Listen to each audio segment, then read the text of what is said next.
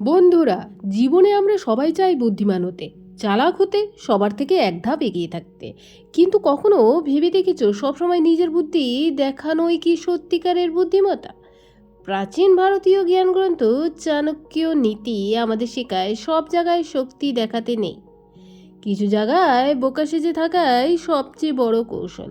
কারণ পৃথিবী শক্তিকে ভয় পায় কিন্তু সরলতাকে অবহেলা করে। আর সেই অবহেলাকে যদি তুমি তোমার অস্ত্র বানাতে পারো, তাহলে শুরু হবে তোমার আসল জয়।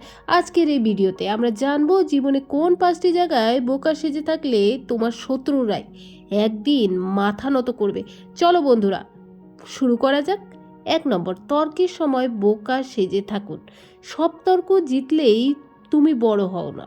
অনেক সময় চুপ থাকা মানে দুর্বলতা নয়, সেটাই সবচেয়ে বড় শক্তি।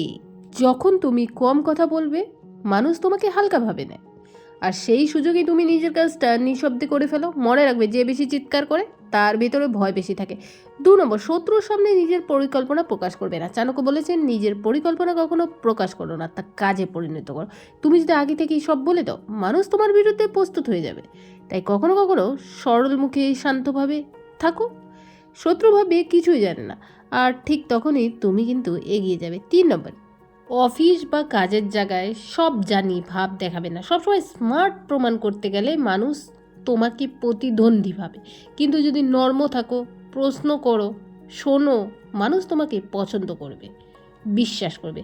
বোকা সাজার ভেতরে থাকে সবচেয়ে বড় কৌশল। 4 নম্বর, পরিবারের অহংকার দেখাবে না।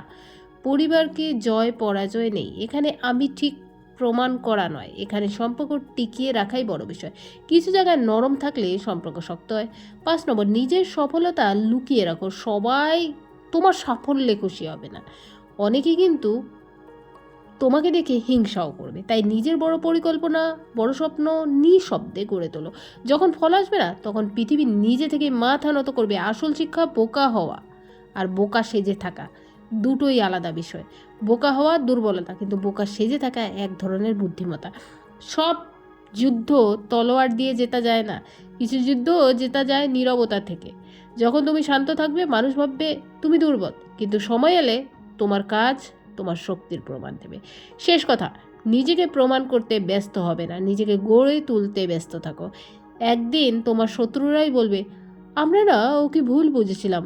শান্ত থাকুন, কৌশলী হন, সময় তোমার হয়ে কথা বলবে। বন্ধুরা, জীবন সব সময় নিজেকে প্রমাণ করায়, বড় কথা নয়। নিজেকে সংযুক্ত রাখাই আসল শক্তি। চাণক্যের নীতি আমাদের শেখায়, যে মানুষ নিজের রাগ, অহংকার আর বুদ্ধিকে নিয়ন্ত্রণ করতে পারে সেই প্রকৃতি জ্ঞানী।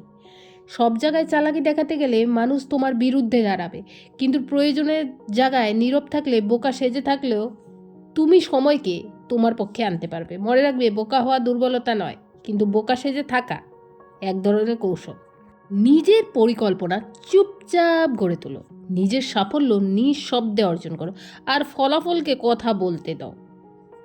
একদিন তোমার শত্রুরাই ভাববে, যাকে আমরা হালকা ভেবেছিলাম সেই তো সবচেয়ে শক্ত। শান্ত থাকো, কৌশলী হও, সময়কে তোমার সবচেয়ে বড় সহায়ক বানাও। বন্ধুরা, আমার ভিডিওটি যদি তোমাদের ভালো লাগে, লাইক, কমেন্ট আর সাবস্ক্রাইব করতে ভুলবে না। ধন্যবাদ। Thanks for watching.